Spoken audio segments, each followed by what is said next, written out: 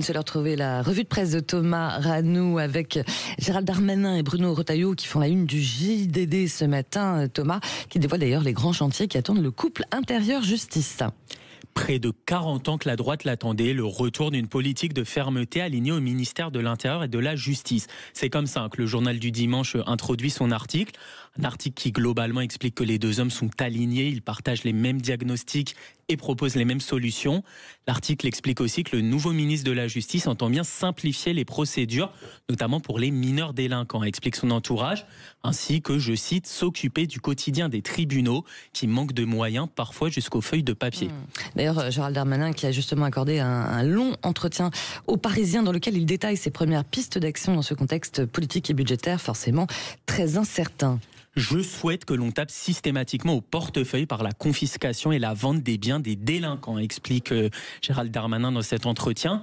Le ministre de la Justice déplore le fait que, je cite, nous sommes très mauvais pour traiter les premiers faits de délinquance. Il explique vouloir faire écrouer les personnes condamnées à des peines courtes, voire très courtes, dans des lieux carcéraux de quelques dizaines de places pour des séjours courts de quelques mois, quelques semaines ou même quelques jours. Voilà, la dépêche du dimanche, quant à elle, s'intéresse à un tout autre sujet. Quand les syndics font vivre un enfer, c'est le titre. Oui, exactement. Le journal s'intéresse au groupe immobilier Foncia qui, je cite, accumule ces dernières années les rachats de syndics de copropriété partout dans le pays au détriment de la qualité de service proposée à ses nouveaux clients.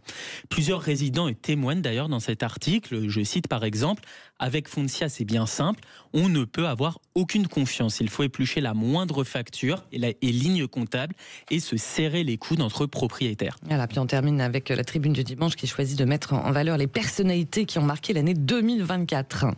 Et oui, avec en une Léon Marchand, Gisèle Pellicot ou encore Marine Le Pen. Eh bien, selon les lecteurs de la tribune du dimanche, c'est Léon Marchand, la personnalité la plus marquante cette année. Le journal faisait aussi voter ses lecteurs sur l'événement le plus marquant de l'année. Eh bien, ce sont, Laurence, les JO de Paris qui arrivent largement en tête devant l'élection de Donald Trump et la dissolution de l'Assemblée nationale. Eh bien, justement, on vous pose la même question sur nos réseaux sociaux. N'hésitez pas à nous dire ce que vous retenez de cette année 2024. Il me semble d'ailleurs... ça vote déjà pas mal, Thomas. Effectivement, dans la liste qu'on vous a proposée, les JO de Paris, la dissolution, le procès de Mazan, le retour de Donald Trump, vous votez pas mal déjà depuis 7h du matin. Nous, étonnamment, c'est pas du tout comme les lecteurs dont vous parliez. C'est le retour de Donald Trump qui frappe essentiellement nos auditeurs à 60, presque 10%, 10% seulement pour les JO, 14% pour la dissolution et 5% pour le procès de Mazan. Bien sûr, vous continuez à poster, puis postez vos commentaires aussi. Il y a peut-être d'autres événements qui vous ont marqué. Merci beaucoup, mon cher Thomas, puis on se retrouve tout à l'heure.